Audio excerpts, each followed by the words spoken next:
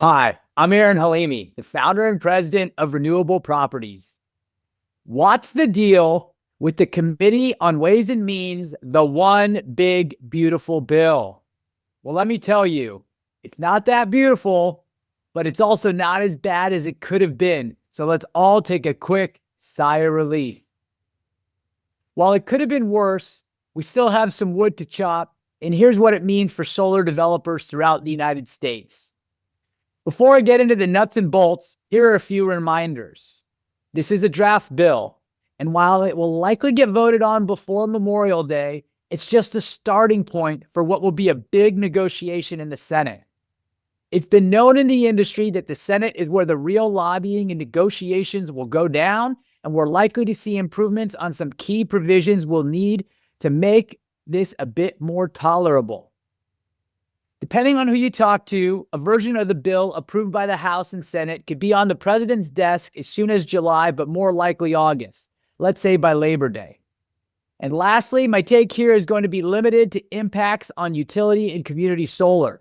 There's no doubt that there's some really big setbacks for the broader energy transition with cuts to residential solar, electric vehicles, and green hydrogen to name a few.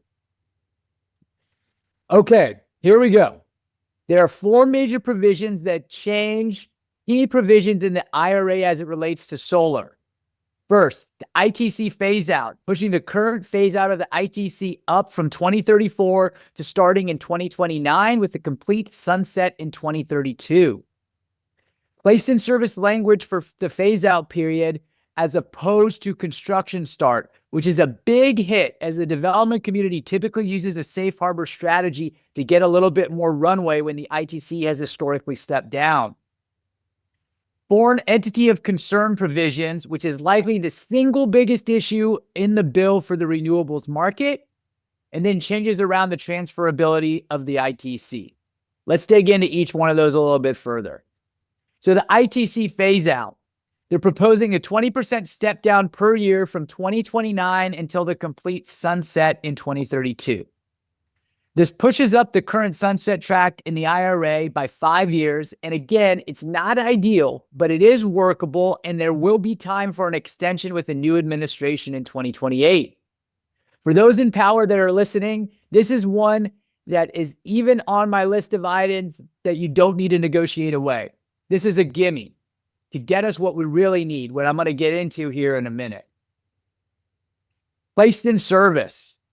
Existing law regarding the phase down period applied to projects starting construction. For example, if a project started construction in 2033, then you'd receive 100% of the ITC. If it started in 2034, you'd receive 75%. The proposed bill amends this phase out and ties the phase out percentages to the years the projects are placed in service. For example, projects must be placed in service in 2028 to receive the full ITC, and then projects would be placed in service in 2029, receive a 20% reduction in the ITC. This is not ideal for the market at large, and certainly for larger utility scale developers that could be exposed on PPAs with delivery dates for those years that they've executed already. This is something the industry should fight for, and we should get. We should be able to revert this back to a construction start, not a placed in service qualification. Next up, and probably the biggest, foreign entity of concern, or what people are dubbing the FIAC, as if we need another acronym. This is the biggie. This is the one that needs to get removed or altered materially. But there are some silver linings for those of us that are well capitalized and know how to execute. The upshot is if the project is owned by a prohibited foreign entity, or if materials are sourced from a prohibited foreign entity, it will be ineligible for the ITC. There are many nuances in the definitions, and I don't have time to go into all of them, but basically they're talking about China. And the way the bill is written leaves a lot to be desired, which is never good when dealing with financing parties. Some say the language is written would be required interpretation, and it could take the Treasury years to make, putting the industry in limbo, hanging in the balance. Effectively, either a Chinese-owned company or a company that has some level of control by the Chinese government, or a Chinese resident, or pays royalties to a Chinese-owned company, is in this definition. The key takeaway is if one single component, subcomponent, or critical mineral from a prohibited foreign entity is in the project, it's then ineligible for the ITC after 2026. The main concern is that it will be impossible to document compliance with this. The bill contains some exemption language, but it's currently narrow, and we need to lobby to make this clearer and more reasonable. The good news, or the silver lining, is if this terrible language is left in, which again, I really, really hope it isn't, as it's the biggest issue for me in the bill, it's only applicable to projects that start construction 1 year after the bill is enacted.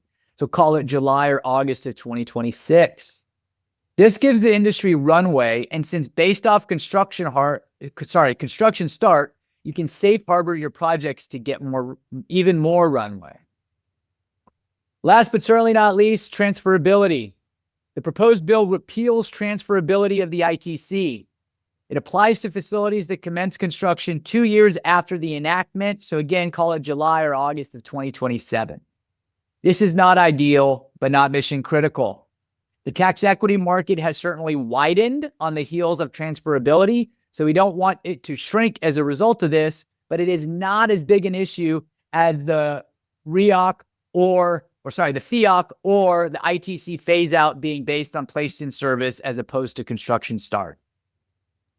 In short, while this is not ideal, it could have been worse. And some of us were expecting something worse. That said, we have some work to do to make this reasonable and to ensure America can continue its energy dominance, which does not exist without renewables. And that's what's the deal.